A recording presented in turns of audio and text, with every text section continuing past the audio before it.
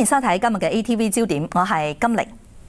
新一屆嘅全國人大會議一結束，新任嘅國家主席習近平同埋國務院總理李克強就喺第一時間分別接見港澳特首梁振英同埋崔世安。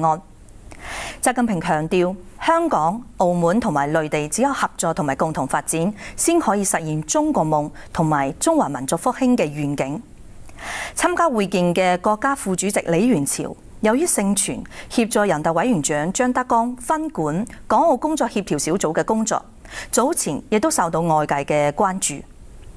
因為中央港澳工作協調小組領導嘅大換班，對港澳政策同埋小組運作較熟悉嘅劉延東同埋廖輝退出，令到全任第一副組長嘅李源潮係對港澳事務上將會顯得更加務實。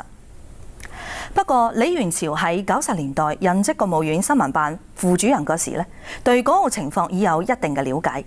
現在協助分管港澳，應該駕輕就熟。另外，從呢一次同場接見港澳特首兩位特首嘅安排上面嚟睇咧，都可以睇得出同以往嘅常規不同。對此，不同嘅媒體都有不同嘅睇法。有人就認為無需過分解讀，就係中央冇咩特別事情需要分開接見啫。但係有啲媒體就認為呢個係為咗凸顯中央嘅權威，突出同香港嘅主次關係。以前董建華進京，因為係首任嘅特首，冇先例可循。中央為咗彰顯一國兩制嘅獨特性，凸顯對香港嘅尊重，於是俾咗頗高規格嘅禮待，中南海接見、握手影相、相對而坐，一切就好似國家領導會見外賓咁。但係呢一次習近平一改常規，同場接見港澳特首，咁當中又傳遞咗啲咩信息呢？有啲媒體就認為，企喺北京嘅角度，香港回歸15年，越嚟越多嘅人將香港擺喺同中央嘅同一高度上面睇問題，有一種事事同北京談判、議價、角逐嘅心態。呢一種情況必須扭轉。所以18大之後呢，一種重新確立中央權威嘅對港策略應運而生。而呢一次改變接見特首嘅形式，就係對呢種對港新思維嘅具體表現。到底呢個係媒體嘅過分揣測，定係中央真有此意呢？或者我哋又嚟聽一聽資深傳媒人唐文對呢一次嘅接見有啲咩觀點呢？今日嘅話題係主席如何看待港澳問題。新一屆人大會議結束，啱啱就任國家主席嘅習近平會見香港同埋澳門兩個特別行政區嘅行政長官梁振英同埋崔世安，指導今後嘅施政。從習主席分別對香港同埋澳門嘅兩段提點原話，我哋可以好清晰咁睇得出，中央對呢兩個特區前景有住唔同嘅睇法。習近平對香港嘅指導係，梁特首提出穩中求變嘅施政理念，得到咗廣大香港市民認同。而家嘅關鍵係走緊落實，咁既係行政長官同埋特區政府嘅責任，亦都有賴於香港社會各界一齊努力。眾人拾柴火焰高，希望香港社會各界緊密團結起嚟，支持行政長官同埋特區政府依法施政，共同開創香港更加美好嘅未來。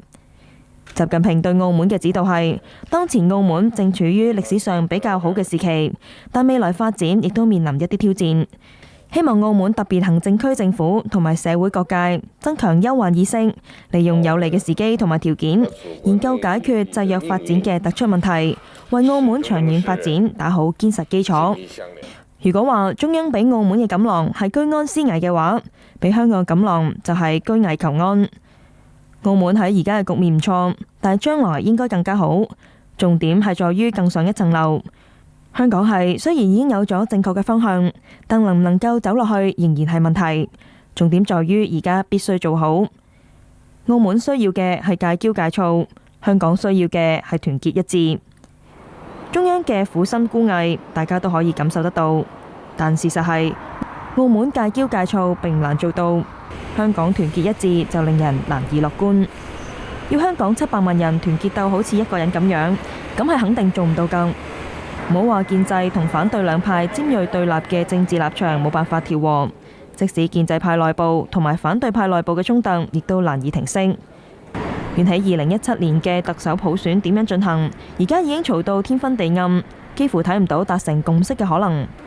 緊喺眼前嘅立法會審議財政預算案，更加早就硝煙騰騰，拉布同埋剪布嘅角力亦都從台底升上台面啦。香港團結之難，中央其實亦都心中有數。不過無論幾難，亦都要努力去做。新嘅中央港澳工作協調小組由人大委員長張德江領銜，副組長包括國家副主席李源潮同埋國務委員楊潔篪，規格高過以往。目的大抵係希望加強中央對香港社會各界嘅協調能力，同埋內地對香港社會出現問題時候嘅應變能力。原人大基本法委員會主任喬曉陽、港澳辦主任黃光亞同埋香港中聯辦主任張曉明近喺前海會晤香港立法會建制派議員，好可能就係敦促佢哋放低分歧，團結起嚟。團結固然係社會和諧嘅不二法門，但香港能唔能夠真正做到呢？香港能夠真正做到嗎？如果你對今日嘅話題都有自己嘅睇法，歡迎你哋登錄我哋 ATV 焦點嘅網站，發表你哋嘅意見。我哋嘅節目將會將有關嘅寶貴意見摘要播出。今日嘅節目就係咁，多謝大家收睇，再見。